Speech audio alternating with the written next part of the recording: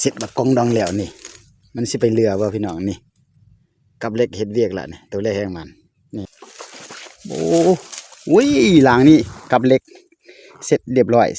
พี่น้องขออนุญาตเก็บก่อนนี่ตัวเล็กแห้งมันมื้อเช้าก็ได้ตัวนึงเดี๋ยวนี้ก็ได้ตัวนึงแล้วพี่น้องมันแล้วนี่นกน้อยพี่น้องเห็นบ่นี่มันสิไปเรือบ่พี่น้องล้างนี่เบาจันไปแล้วก็ตื่นขยุกเลยมีเสียงตื่นขยุกพอถึกกับดักนกพี่น้องนกกดตามหาจุดได้พี่น้องไงตามหาได้เลยเด้อนกกดพี่น้องไงกับเลยเขาเฮ็ดเวียกแล้วนี่อยู่เพื่อนเบาจันย่างไปเลยก็ชว้านี่ยังบ่ได้ตายนี่ไงได้นี่เอาพี่น้องเอาตามหาจนได้นกกดนี่มันเหลือบ่นี่ง่ายกูตามหามึงหลายมื้อหลายวันแล้วได้นี่เห็นบ่พี่น้องเสร็จให้กูเรียบร้อยละสุดยอดนี่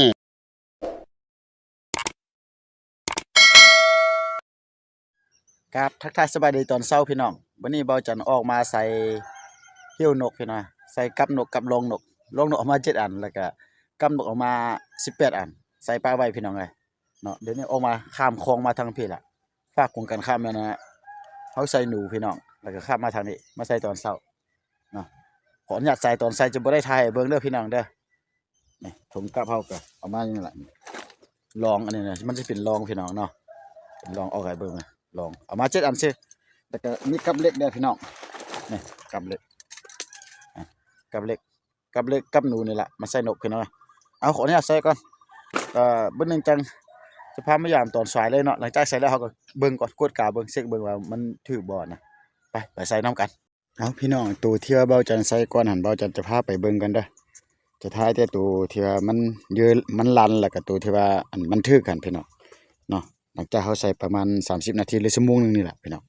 หาก็ใส่แล้วพี่น้องไปพาพี่น้องไปเบิ่งเลยพี่น้องอันนี้เลยกับโบราณ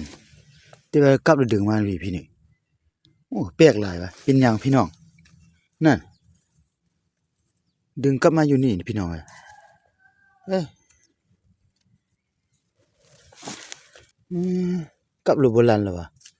กับดึงขึ้นมาถ้าจังก็ใส่เบิ่งดีๆแล้ววะนี่เสร็จเรียบร้อยพี่น้องเนี่ยเสร็จบักกองดองละเรียบร้อยเสร็จบักกองดองแล้วนี่มันสิไปเรือว่าพี่น้องนี่กับเล็กเฮ็ดเวียกละนี่ตัวเล็กแห้งมันนี่พี่น้องก็ได้ปิ้งอยู่เสร็จเรียบร้อยเก็บมื้อวานมื้อซื่อนี้เฮ็ดกับเบาจันลัน2-3 เทื่อได้นี่นะเสร็จเรียบร้อยเก็บก่อนเด้อได้ปิ้งอยู่นี่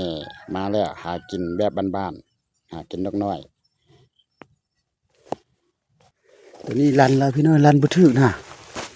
นี่ลันบ่ติดซ้ํพี่น้องเอ้ยมาเป็นจังได๋ลันบ่ติดวะพี่น้องไปเบิ่งกับก่อนกับหนูเด้อจะได้ถึกแล้วจังจะถ่ายบ่ถึกแล้วบ่ได้ถ่ายเลยพี่น้องเอ้ยเพราะว่าเบาจันจะไปเวียกอีกนี่ตอนเช้าพอดียามกับเล็กขึ้นแล้วก็ยามกับรองขึ้นได้1 ตัว1 แต้มพี่น้องพาพี่น้องไปเบิ่งกับก่อนจะมาหรือบ่มื้อนี้นี่จะเก็บเอาเลยมื้อนี้น่ะไปใส่เลยพี่น้องเอ้ยเนาะ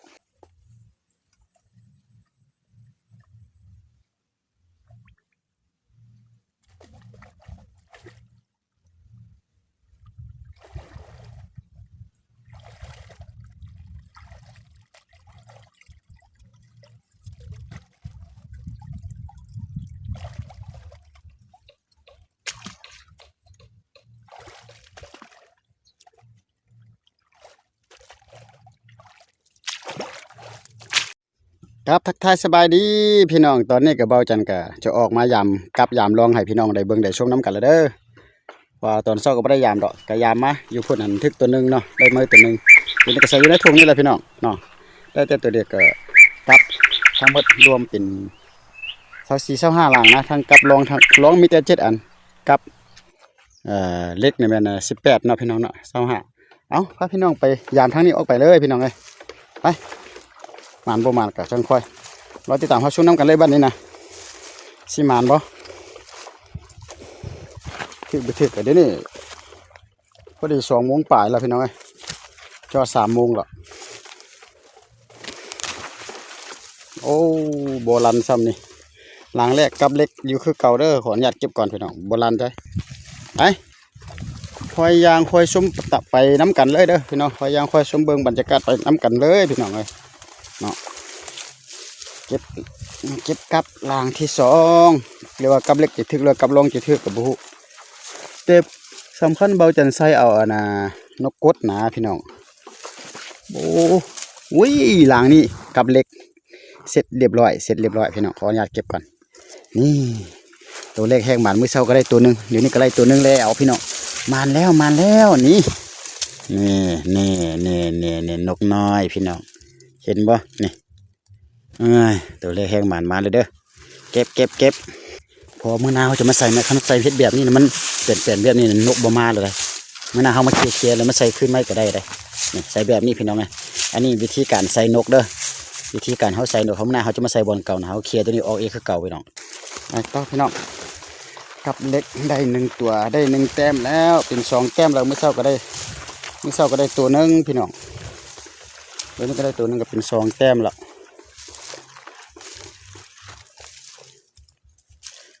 อยู่นี่โอ้อยู่นี่ยังโบราณปังงังอยู่พี่น้องไงเก็บหลังที่3โบราณใส่เนาะ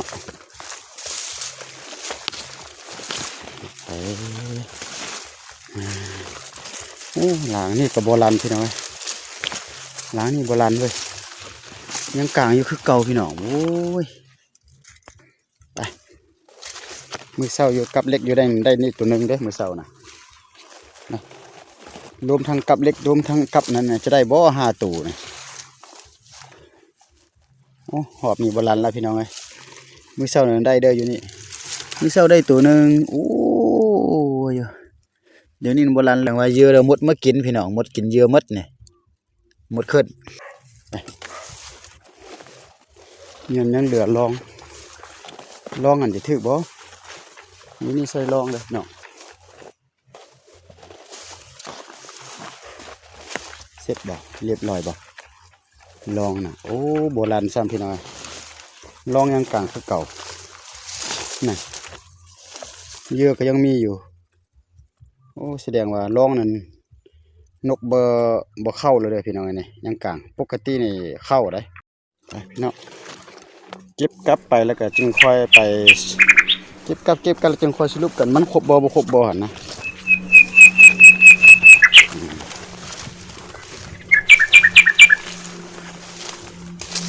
คลิปก็มันก็จะเงาไปนิดนึงได้บังเนาะพี่น้องเอ้ยเงาไปนิดนึงก็ขออดทนแล้วก็เบิ่งให้มันจบคลิปได้เด้อพี่น้องเอ้ยจนสุกุกสุดปลายมันบ่สำคัญกับนกกดเอานะมันไปใส่เนาะอยู่ที่ใส่2 หลังลันบ่หลังนี่โอ้บ่ลันเว้ยโอ้ลันอยู่พี่น้องลันบ่ติดลันบ่ถือว่านี่นั่นลันบ่ถือพี่น้องหลังนี่นะเป็นอย่างวะเนาะ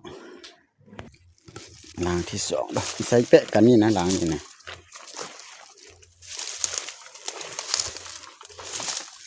ว้าหลังนี่บ่ลันเว้ยอยู่คือเก่า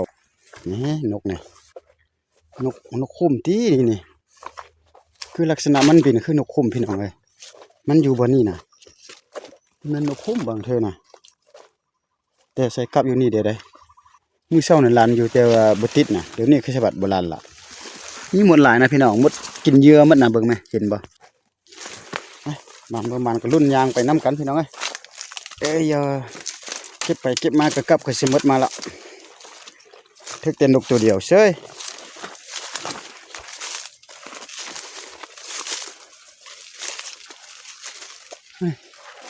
หนานี่ก็โบราณนี่อยู่คือเก่าพี่น้องนกนี่ไปทางใดเนาะเยอะก็ยังกลางอยู่นั่นหากินหาอยู่พี่น้อง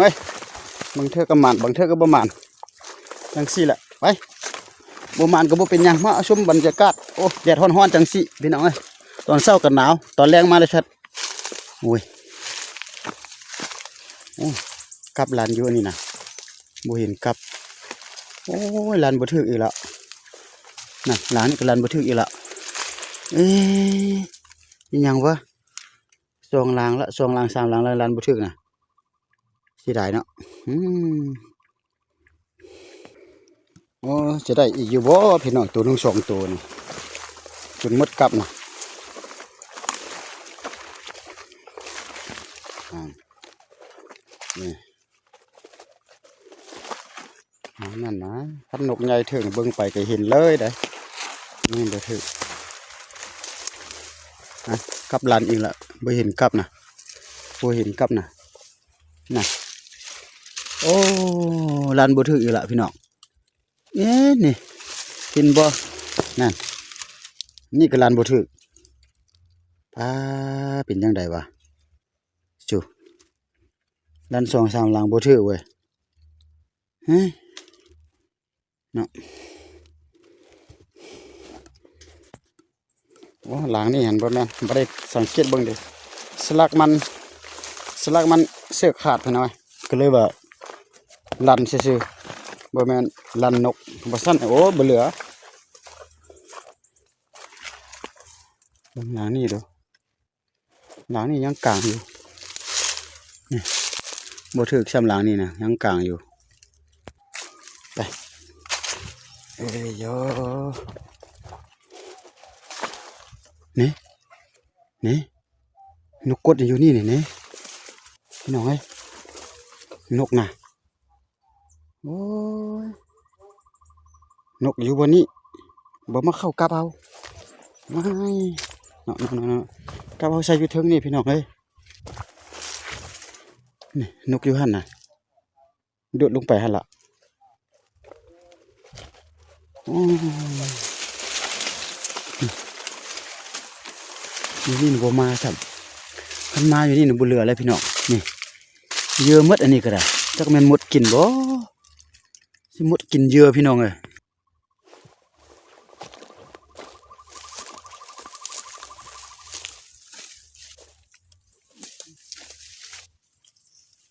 มันสิไปเหลือบ่พี่น้องลางนี่เบาจันไปแล้วก็ตื่นขยุกเลยมีเสียงตื่นขยุกพอถึกกับดักนกพี่น้องนกกดตามหาจนได้พี่น้องเอ้ยตามหาได้เลยเด้อนกกดพี่น้องเอ้ยกับเล็กเขาเฮ็ดเวียกแล้วนี่อยู่เพื่อนเบาจันย่างไปเลยก็ช่านี่ยังบ่ได้ตายนี่ไงเลยนี่เอาพี่น้องเอาตามหาจนได้นกกดนี่มันเหลือบ่นี่ง่ายกูตามหามึงหลายมื้อหลายวันแล้วได้นี่เห็นบ่พี่น้องเสร็จให้กูเรียบร้อยละสุดยอดนี่กับเล็กเขาได้ผลแล้วเด้อตามหาได้แล้วบาทนี่นะเยี่ยมมากเลยกดตาแดงนกกดตาแดงนี่ติดขาสองเบื้องเลยกับเขานั่นปานกับใส่เอาพี่น้องติดขาสองเบื้องนีบใส่กันเลยไปบ่ได้แอนเรียบร้อยพี่น้องไปนี่หลังหนึ่งใส่ใกล้กันนี่แหละหลังนี้ก็ใส่อยู่นี่หลังนี้โบราณพี่น้องเลยยังอยู่คือเก่าเก็บขออนุญาตเก็บก่อนเด้อเก็บเรียบร้อยไปบ่ได้ดอกพี่น้องตามหาจนได้นี่ตามหานกปุ้ยนกกดอย่าพี่น้องมาแล้ว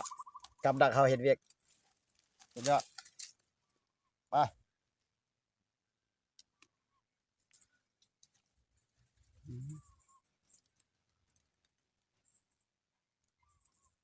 อยู่หันยังมีตัวหนึ่งเนี่ยอยู่นี่มีตัวหนึ่งถือเลยตัวหนึ่งหันยังอยู่หัดตัวหนึ่งถือตัวหนึ่งอยู่หันเนี่ยมันประมาณแค่เป็นแค่เสือนี่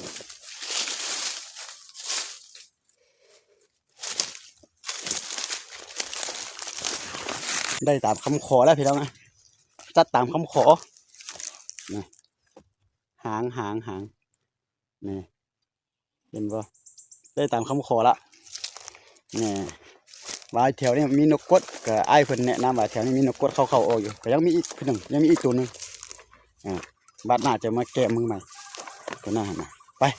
ยังมีไปยามลองก่อนยังมีกับหลัง1 2หลังแล้วก็ยามลองมันเอาพี่น้องยามกับเล็กกับเลยยามกับเล็กอันน่ะนกมาน่ะนี่พี่น้องเอ้ยถึกลองบ่ถึกจักโตพี่น้องเอ้ยถึกกับเล็กหมดนี่ได้3ตัว4ตัวนี่แล้วมีถึกขาพี่น้องนกอ่ะถึกขามันยังบ่ได้คันปล่อยแล้วก็ไปเลยได้บินปุ๊บๆไปเลยได้นี่พี่น้องมันยังตอดได้มันยังไปคาบนกตัวนี้อีกพี่น้องเบิ่งเห็นบ่นั่นยังบ่ตายเด้เอาก็ประมาณซ้ำนี่แหละพี่น้องเอ้ยได้4ตัว4แต้มพี่น้องเอ้ยก็พอได้อยู่ได้กินอยู่นี่พี่น้องอันนี้เนี่ยนกกดได้ตามคำขอพี่น้องที่จัดมาที่เฮาอันน่ะมีความที่เขาต้องการว่าไปใส่